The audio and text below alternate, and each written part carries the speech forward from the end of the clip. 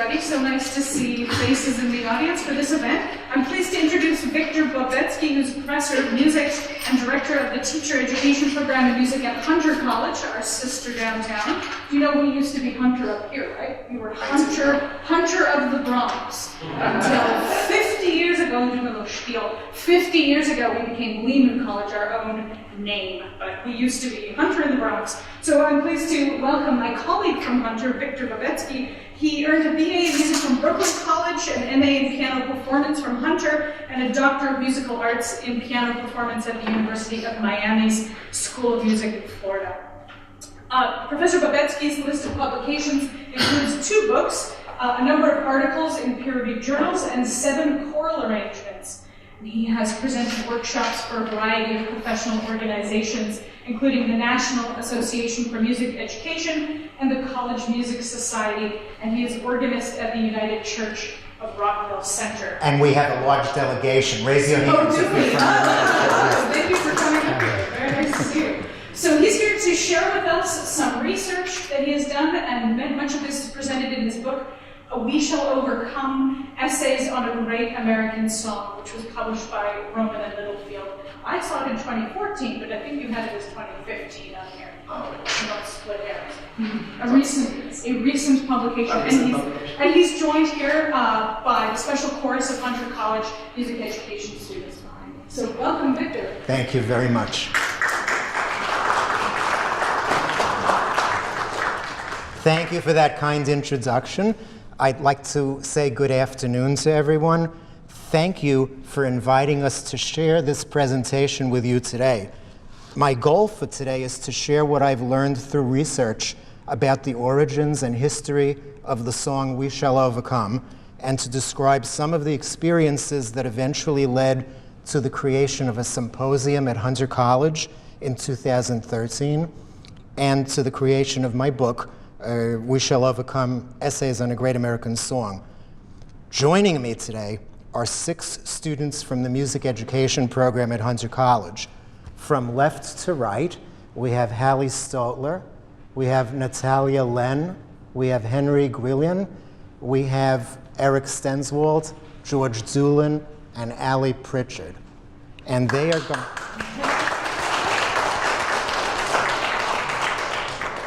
They are going to help bring some of this research and some of the information about the ancestry of We Shall Overcome to life for you today.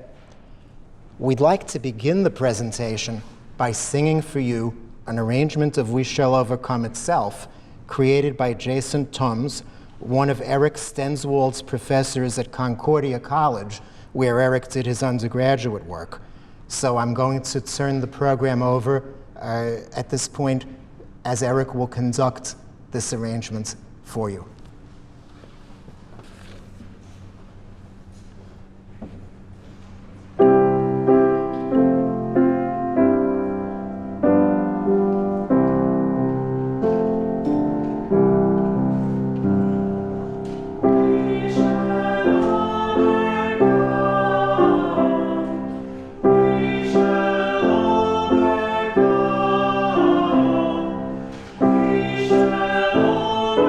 Overcome.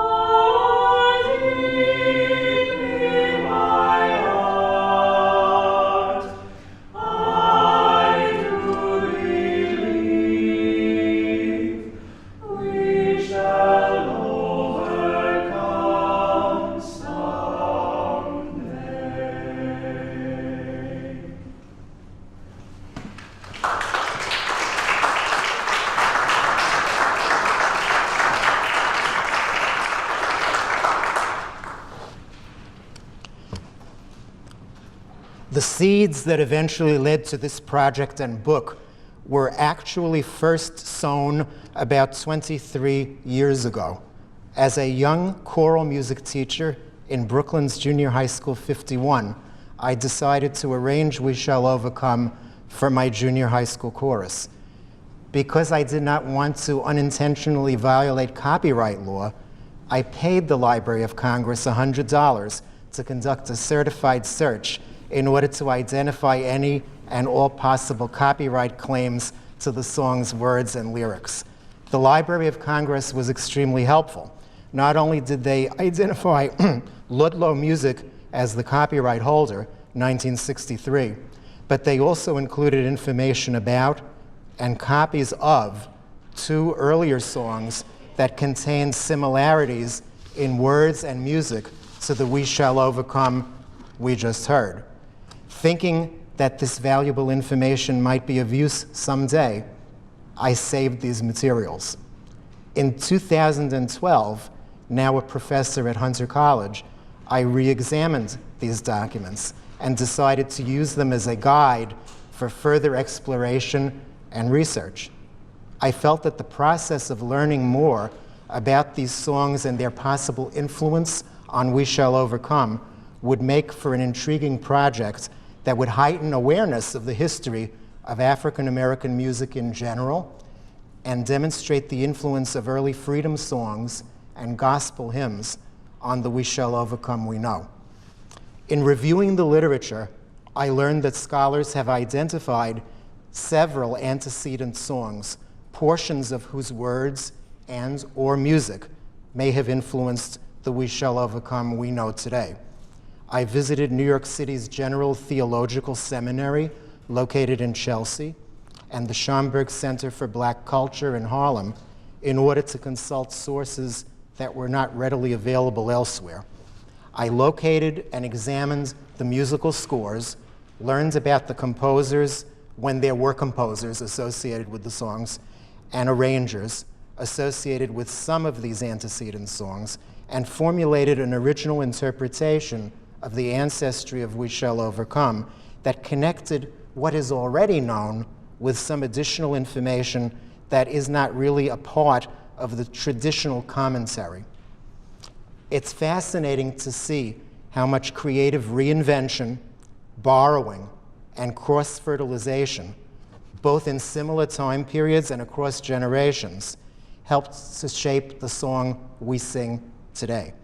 And this is typical of many folk songs in general, and certainly of We Shall Overcome in particular. We can refer to this as the folk process. Things evolve, elements of one song get borrowed and used in another, and the process continues. In my book, there's a chapter by Sam Rosenthal, who did a book about Pete Seeger in his own words. And Sam wrote a chapter about Pete Seeger describing the folk process and how it evolves. The chart that's displayed on the screen summarizes pertinent information about the antecedent songs, and we're going to talk through and listen to some of them. We're going to really focus on 5 of the 7 antecedent songs: O Sanctissima, No More Auction Block, I'll Overcome Someday, I'll Be All Right, and I'll Be Like Him Someday. Let's talk about these, beginning with the hymn O Sanctissima, also known as the Sicilian Mariner's Hymn.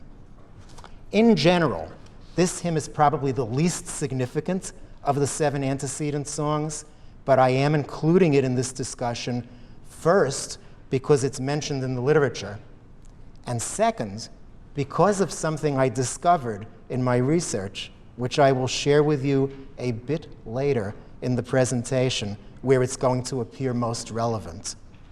The English translation of O Sanctissima by John Fawcett, known as Lord Dismiss Us with Thy Blessing, was reviewed in the 1792 edition of the European Magazine and Review. This was a publication read by an educated population in Great Britain and in the American colonies. In a way, It was perhaps that day's version of the New Yorker magazine. It covered politics, the arts, etc. And the American readership included wealthy plantation owners. Let's hear what one verse of this hymn sounds like in the English translation. The tune is the Sicilian Mariners' hymn, O Sanctissima, and the title of the translation is Lord, Dismiss Us with Thy Blessing, created in 1792, translated by John Fawcett. Let's see what this sounds like.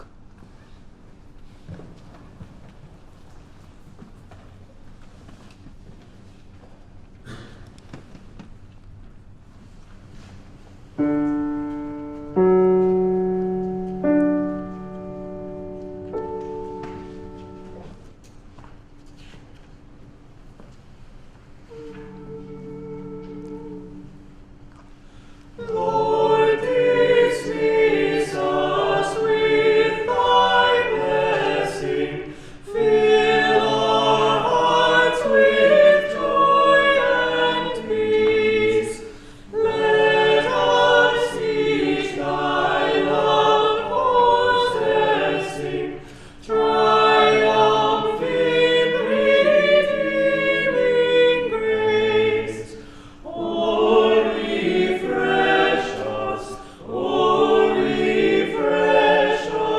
traveling through this wilderness.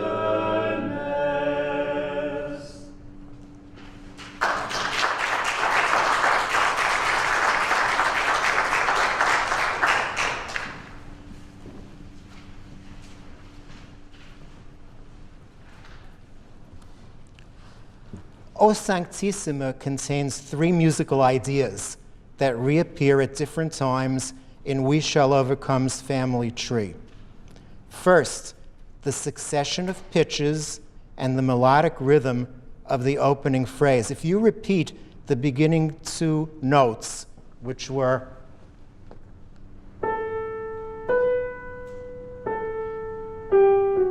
you get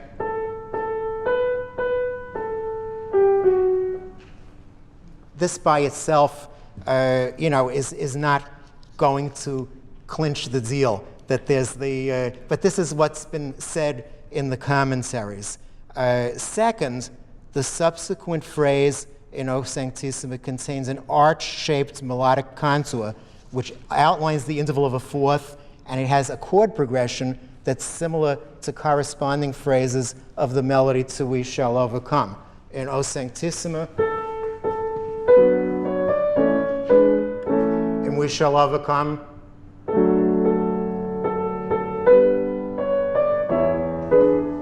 so there are these little similarities. Finally, the descending arc of O Sanctissima's final phrase spans a high to low, do, first note of the scale, represents the third idea, and as the phrase spins and descends, it outlines the interval of a fourth, and again at the close of the phrase. So in other words, in O Sanctissima,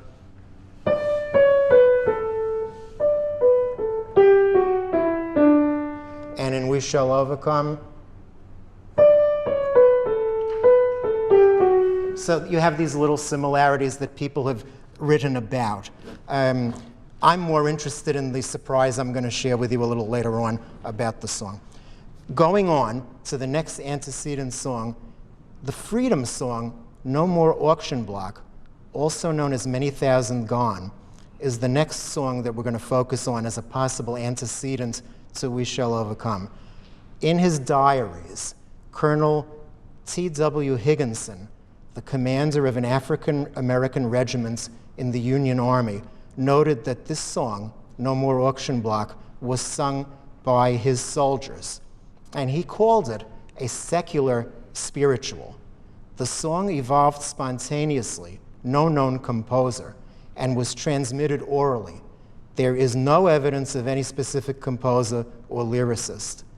A later written version of this song, titled Many Thousand Gone, appears in a collection of songs sung by the famous Fisk Jubilee singers who brought spirituals to all the corners of the world. And this edition was published in 1915. I was able to find an original copy in the Schomburg Library. I had to put on gloves and handle it very carefully because it was all yellowed and a little bit decayed, but they have it there in a special collection, and I could see it for myself. The song has a sophisticated call and response structure. In verse 1, for example, the call, "No more auction block for me," is followed by a response, "No more, no more." The call is then repeated, followed by a variation of the first response, "Many thousands gone." Throughout the song, the words to the call change with each verse, but the two responses, "No more, no more," "Many thousands gone," remain the same each time. Let's see what "No More Auction Block" sounds like.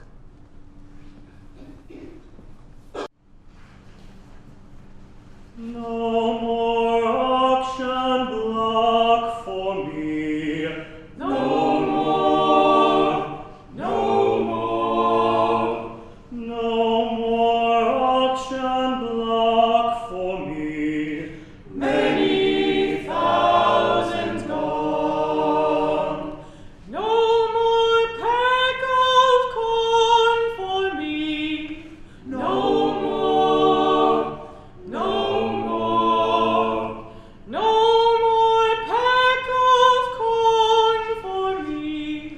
Many thousand gone.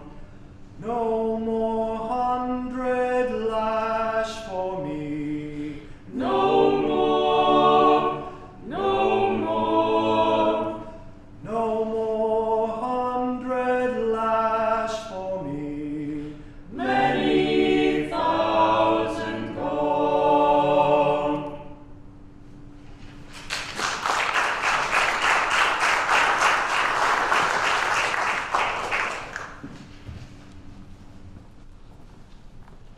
I can't tell you how much, as a professor of music at Hunter, how much of a pleasure it is to work with students like this and to be able to share information and knowledge with people in various colleges across the area. So I want you to give them another round of applause. They're terrific.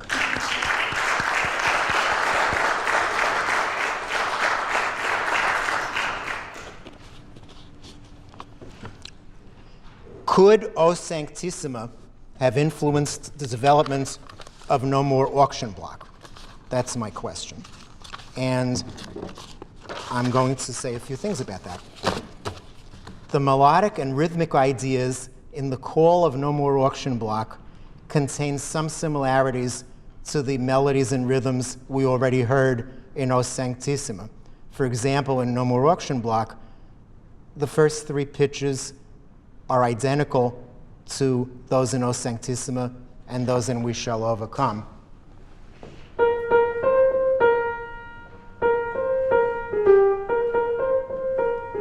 Very similar. The melodic rhythm is similar.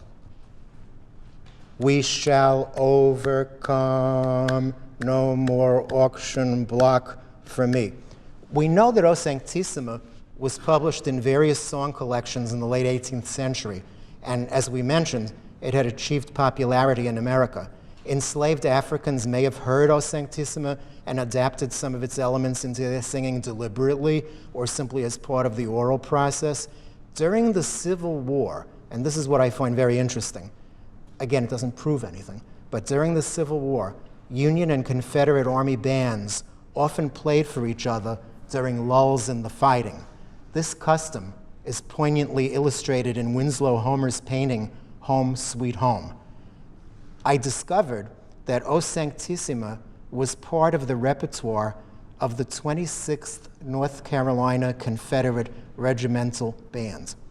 Since the tune was probably heard by Union soldiers as they serenaded each other during lulls in the battle, it seemed logical that possible variants of O Sanctissima's musical ideas might have been heard and could also appear in No More Auction Block, which was a song sung, as we know, by members of the Union Army, during the same time period.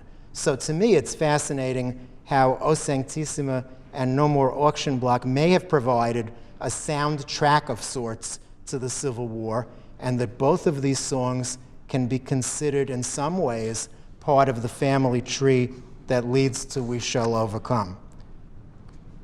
Now, whether or not the opening call of No More Auction Block really provided direct inspiration for the opening phrase of We Shall Overcome, the song has nonetheless earned a very important place in American history and in the history of American folk music. It has been recorded by many singers, including Paul Robeson, who did an art song type version with piano of No More Auction Block. Bob Dylan cited No More Auction Block as his inspiration for Blowing in the Wind.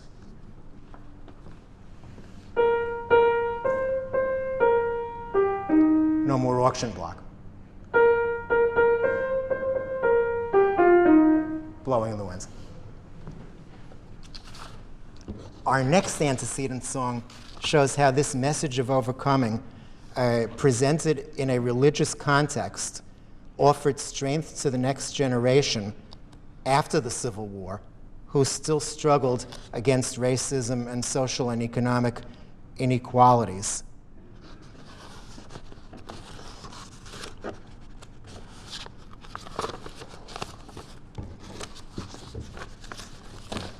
So whereas No More Auction Block was called a secular spiritual, reason for that, I just want to go into the reason for that.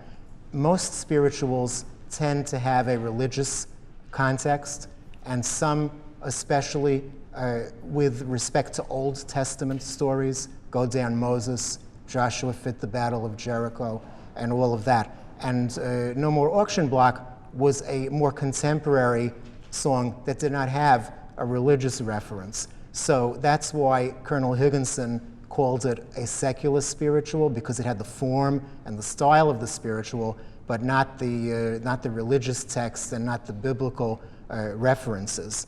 However, religion plays a very important part in the evolution of what become protest songs. And we see that the lyrics of many African American congregational and gospel hymns still express, they are sung, and they express the fervent desire to overcome obstacles, sin, and oppression, sometimes using phrases such as, "I'll overcome," or "I'll be like him."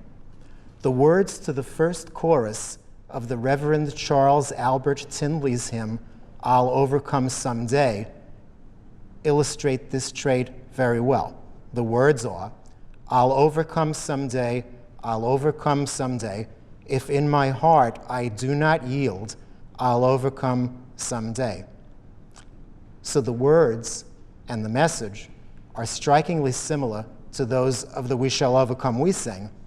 However, the melodic material has nothing in common. It's interesting because once in a while you read an article in the New York Times that talk about We Shall Overcome, and they mention that it's directly descended from Tindley's I'll Overcome Someday. Okay, well, they didn't hear the music. The lyrics are very similar, as we just heard, but the music is different. So let's hear what this sounds like. We're going to hear verses 1 and 2 of I'll Overcome Someday by the Reverend Charles Albert Tindley.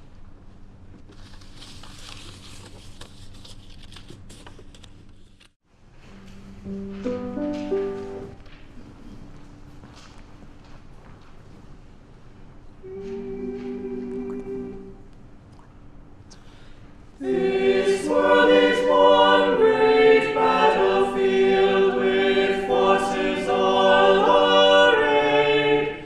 If in my heart I do not yield, I'll overcome someday.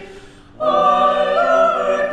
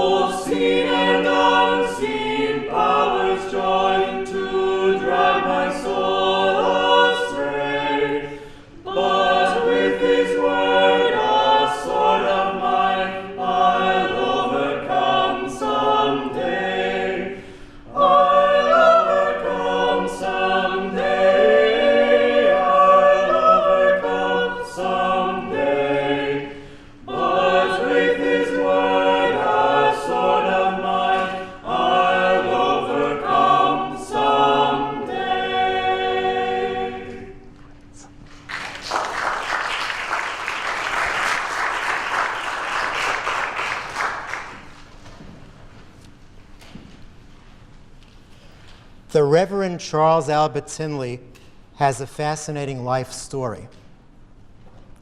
It personified and reinforced the message of his own hymn. Descended from slaves, Tindley was hired out by his father to work in other people's homes. Through his willpower and tremendous intelligence, he taught himself to read and write, eventually becoming an ordained minister and pastor of the Bainbridge Street Methodist Episcopal Church in Philadelphia, also known in its time as the Tindley Temple. Although he never learned to read music or to notate music, Tindley was well known for spontaneously creating and singing original hymns during dramatic moments in his sermons. He created over 50 hymns, many of which are still sung today in Protestant churches. He had assistants who notated the music for him. A recent compilation of his hymns can be found in Beams of Heaven, published by the General Board of Global Ministries of the United Methodist Church in 2006. His assistants wrote what he sang and harmonized what he sang in what you would call traditional European style. When we heard just now the chorus sing the Tindley hymn, it sounded very metrical, and it sounded very much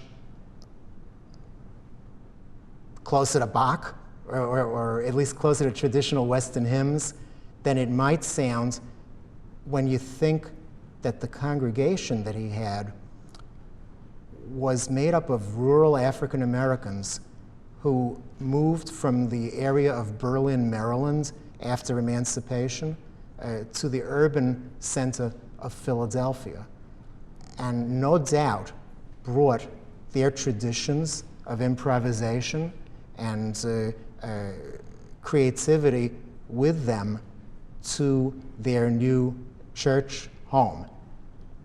It seems to me unlikely that this hymn would have been sung by those people in this way. But this is the notation that came down to us, so that's how I presented it to you today. At the symposium on We Shall Overcome that I created at Hunter College in 2013, we had a clinician, a director of Africana Studies, and also a music professor. He was a very versatile gentleman from Indiana University, Bloomington, Dr. Tyrone Cooper, come to the symposium, and he did a master class with a group of high school students from the New York City Public Schools, and he encouraged them and showed them how that hymn you just heard might have been performed in other ways that could have been more authentic to the time and to the style. And that was a fascinating experience for me and for the high school students and for everybody in attendance. We will be hearing from Dr. Tyrone Cooper a little bit later on in this performance as he sings one of the antecedent songs. Okay, so now we have done Tindley.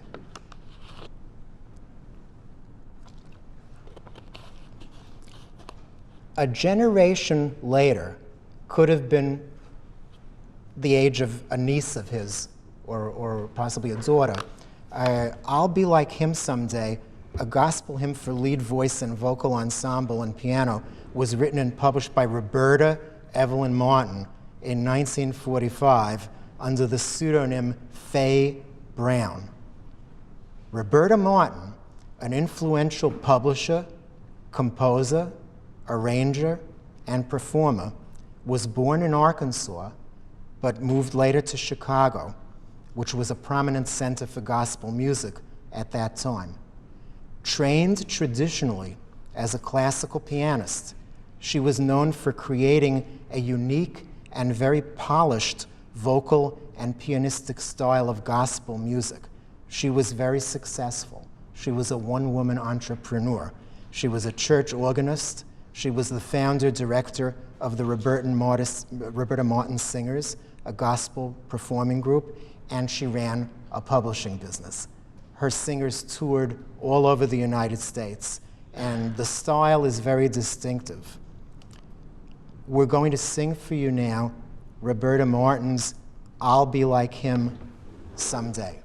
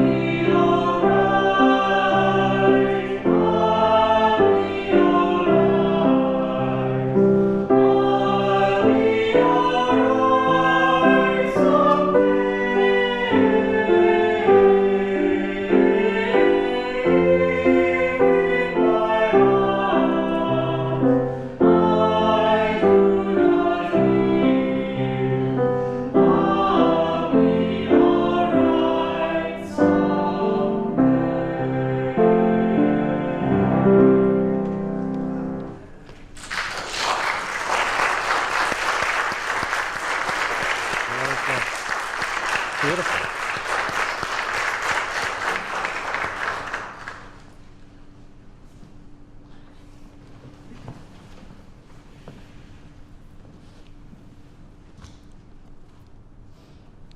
If you compare Roberta Martin's I'll Be Like Him Someday and We Shall Overcome, you see that many of the melodic and harmonic ideas are almost identical. You could hear that. Tinley's lyrics and the cultural theme of overcoming in general greatly influenced Martin's writing.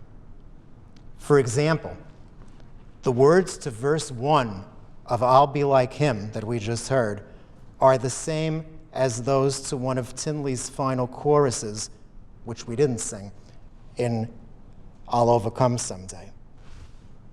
In addition, the words to the fourth verse, which you heard, of I'll Be Like Him, are exactly the same as several versions of the popular gospel hymn, I'll Be All Right. You heard them sing, I'll be all right, I'll be all right, I'll be all right someday as the final verse of the Roberta Martin hymn. And there is a popular gospel hymn, composer unknown, that also has the lyrics, I'll be all right. This is another good example of the cross-fertilization and borrowing of culturally meaningful ideas and expressions that are a part of the ancestry of We Shall Overcome. So we can say, in I'll Be Like Him, Roberta Evelyn Martin crafted a text drawing from other gospel hymns that emphasize the African-American cultural message of overcoming. I'll Be Like Him marks an important step in the genealogy of We Shall Overcome. Moving on in the chart, we go to I'll Be All Right, which I mentioned just a moment ago, composer unknown, but transcription printed in Alan Lomax's Folk Songs of North America. I'll Be All Right, another potential ancestor of We Shall Overcome, was an orally transmitted folk song. The noted African-American scholar Bernice Johnson Reagan maintains that I'll Be All Right is the root song or the primary ancestor of We Shall Overcome. While I'm not sure that there is any one root song, I'll accept that it's a strong influence. We have so far examined many of the song's potential ancestors, all of which may have contributed some elements to the song we know today. I'll Be All Right can also be considered a bridge or a branch in the family tree, one of whose variants was eventually adapted by the labor movement.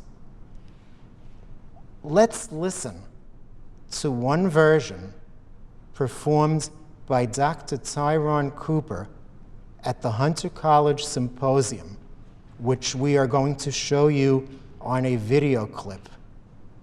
This song was transcribed from a recording by the Reverend Gary Davis, who was very well reputed. He was the blind Reverend Gary Davis, who was a big spiritual leader and composer and singer of hymns. So we are at the Hunter College Symposium. We have high school students. We have Dr. Tyrone Cooper with his guitar, and he's going to teach them I'll Be All Right. I'll be all right. I'll be all right. So let's just listen. And we're going to take a little up tempo. So, you already know the first word is. Listen to it. Listen to it. We're going to learn this by rote, orally, by ear. I'll be all right. I'll be all right. I'll be all right someday. It's in my heart I do believe I'll be all right someday. Y'all got it? Y'all already got it. Sing. It's out. I'll be all right. I'll be all right. I'll be all right. I'll be all right. I'll be all right someday. Lift in my heart. Lift in my heart. Now watch this. Now the original melody says, if in my heart, it goes down. Now, blind Gary Davis did something a little different.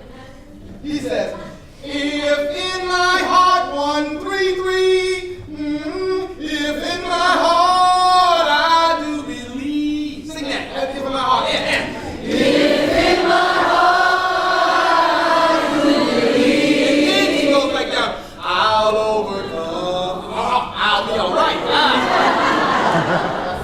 I'll be all right someday. Sing that if in my heart one more time to make sure I know we got it. If in my heart, and. If in my heart I do believe. I'll be all right someday. That I'll overcome has been ingrained in me. I can't even get it out of me. Nice. Nice.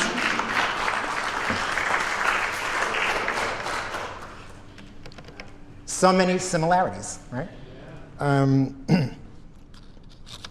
So I'll Be All Right and the variant of I'll Be All Right, which became the bridge to the labor movement, both contain syncopation, a characteristic of African American music we have not seen much of in the antecedent songs we've examined so far. The lyrics feature the words someday, deep in my heart, I do believe, which are also prominent in Roberta Martin's I'll Be Like Him that we sang, and in We Shall Overcome. The lyrics in the variants of this song we just heard incorporate the statement, I want to be like him, which we've previously seen in the lyrics of Tinley's I'll Overcome Someday, and again in Martin's I'll Be Like Him. Finally, for those musicians out there, the architectural structure of the phrases and the harmonic movement in all of these songs, I'll be all right, I will overcome, I'll be like him, we shall overcome, are basically the same. The songs all begin with two short phrases that mirror each other. I'll be all right, I'll be all right, I'll be like him, I'll be like him. And then they move to a larger phrase. I'll be like him someday. I'll be all right someday. Two short phrases that mirror each other, and then a long phrase that moves the harmony musicians to a dominant chord. And they continue with two more short phrases that again mirror each other, and they conclude again with a longer phrase that leads back to the tonic, the home key. So the mirror design of the shorter phrases supports the repetition of similar text ideas. I'll be like him, I'll be like him. I'll be all right, I'll be all right. We shall overcome, we shall overcome. When we analyze the architectural structure of all of these antecedent songs, it becomes clear how similar these songs really are. So now we connect from religion to the labor movement. Around 1945, the labor movement developed an interest in the message contained in the songs we've examined and adapted some of the words and music. This process took place at the Highlander Folk School in Mont Eagle, Tennessee, a center where folk and labor movement songs were taught and learned.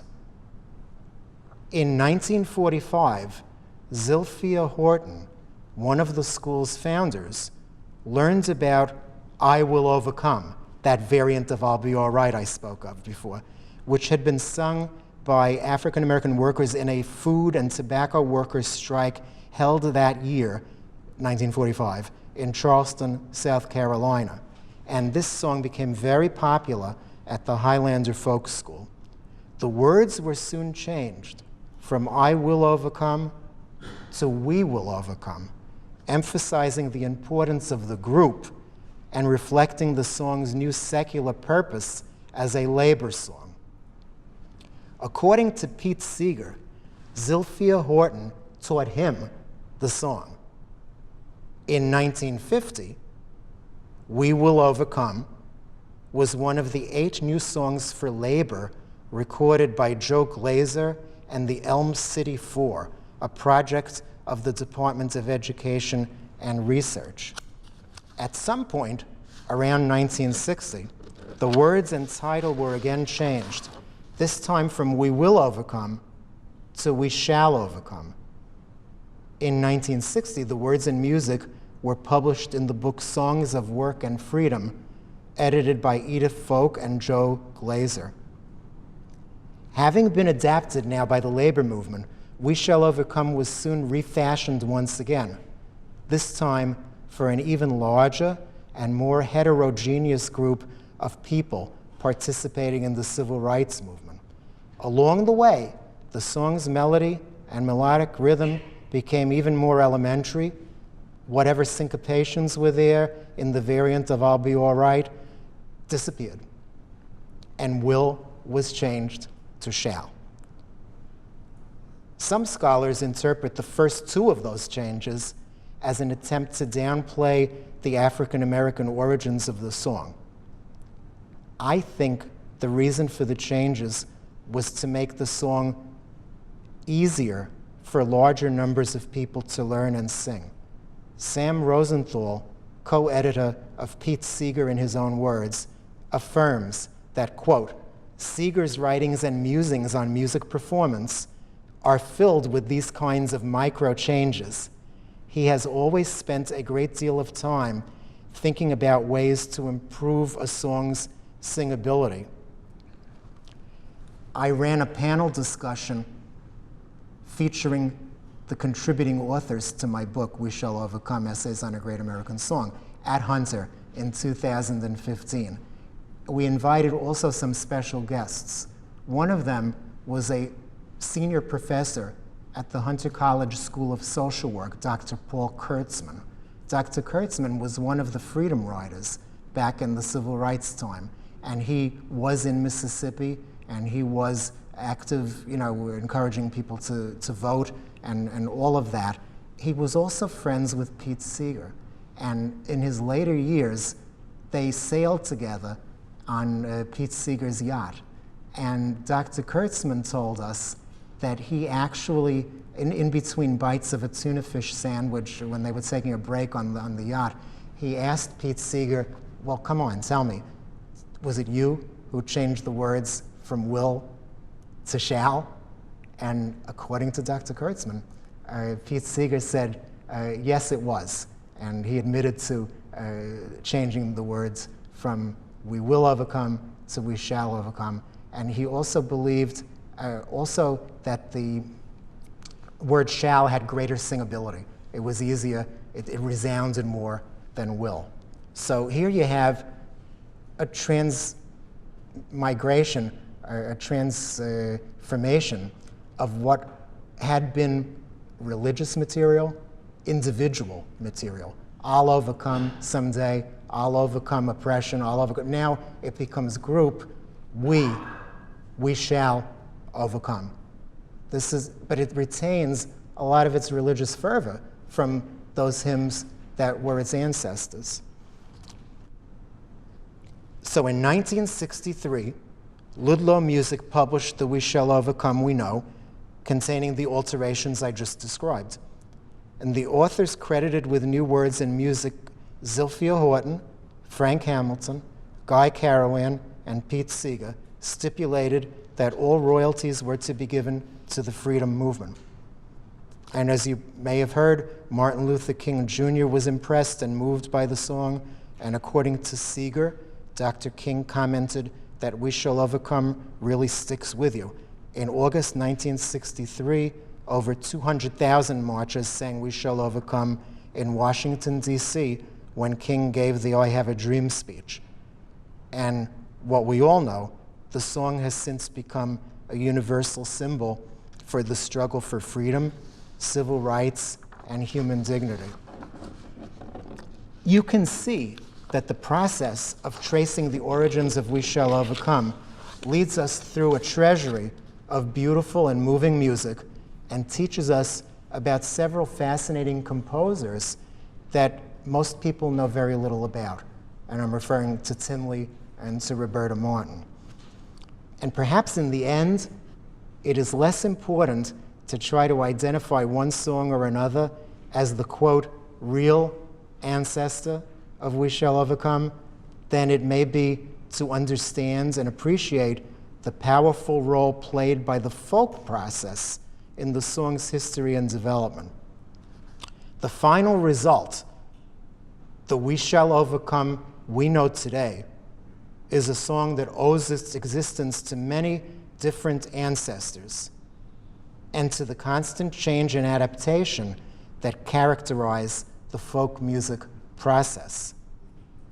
We Shall Overcome and all of its antecedent songs are an important part of our musical and cultural heritage because they symbolize and communicate an important, universal, and relevant message to all people. Before I conclude, I want to say I'm especially pleased to present this program in the Bronx, talking about family tree, because some of my own family tree has deep roots here. And my father grew up first on Southern Boulevard and later near Crotona Park, and my maternal grandmother, as a young adult, lived in the Tremont area. So I thank you all for coming to this presentation, and a big thank you to my talented students for helping to bring the origins and history of We Shall Overcome to life for us this afternoon. Thank you.